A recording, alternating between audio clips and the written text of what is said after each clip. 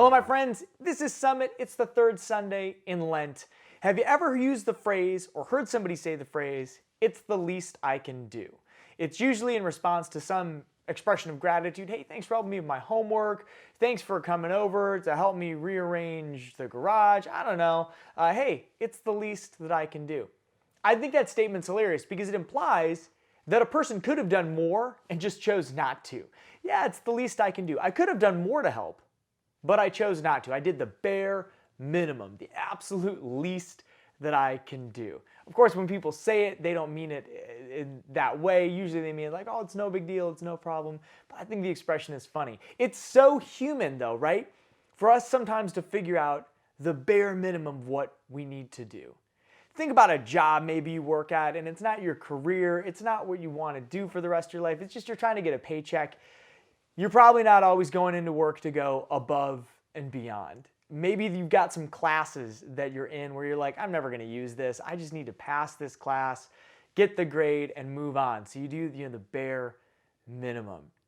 In the gospel this week, Jesus is in the temple. Famous story, maybe you've heard it before, and he drives out the people who are selling sheep and oxen and animals for sacrifice at the temple, and the people who are changing money in the temple as well. And this account is really interesting because a lot of times people say, see, Jesus lost his temper here, and we misunderstand it. So if you've ever heard this passage, the cleansing of the temple, you're going to hear it this week as the gospel.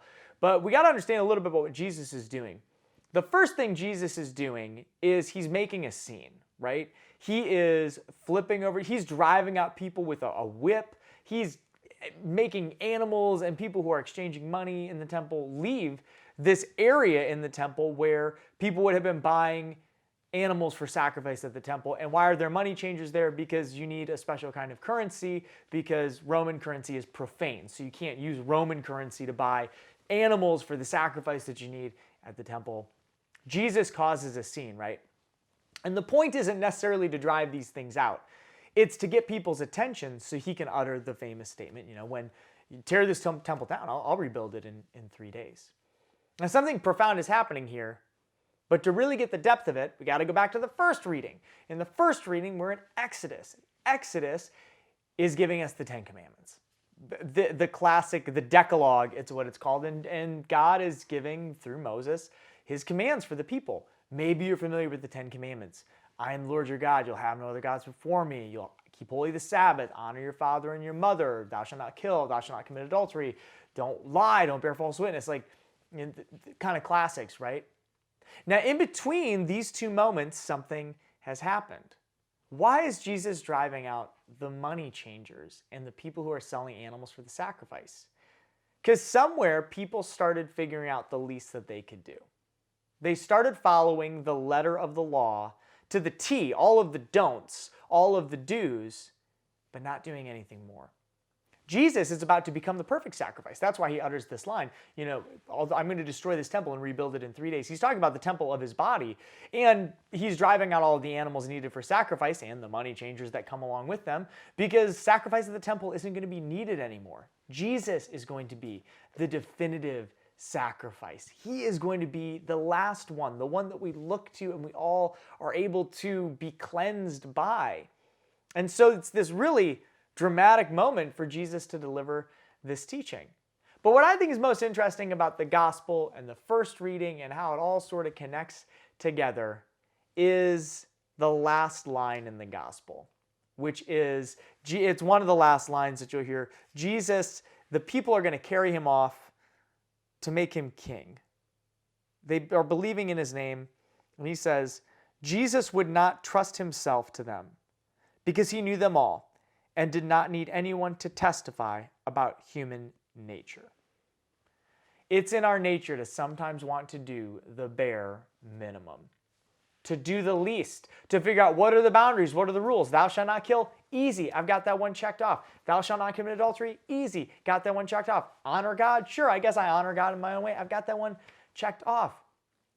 But what Jesus asks of us, and when Jesus drives out these money changers and drives out these animals, he's asking us for something more. He's inaugurating something bigger than just follow the rules. He's asking us to follow his words, which give life. You'll hear that in the psalm today. Lord, you have the words everlasting life. When we follow God's life-giving words, it's not about following them to do the bare minimum.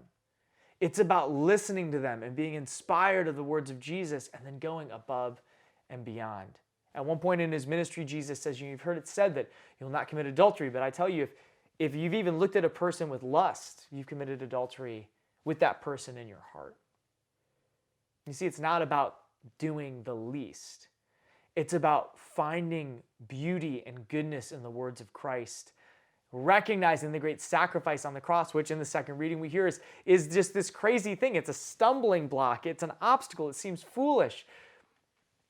But that in that life, we find the power, the grace to go above and beyond simply avoiding the wrong thing, but choosing to do the right thing, more than the least that we can do. If the Lord has the words of everlasting life, then we go above and beyond just not breaking the law, but fulfilling it as Jesus would in the sacrifice on the cross, and fulfilling it by our actions given in love. That's the third Sunday in Lent this week. Enjoy your week. I'll see you back here next week on Summit.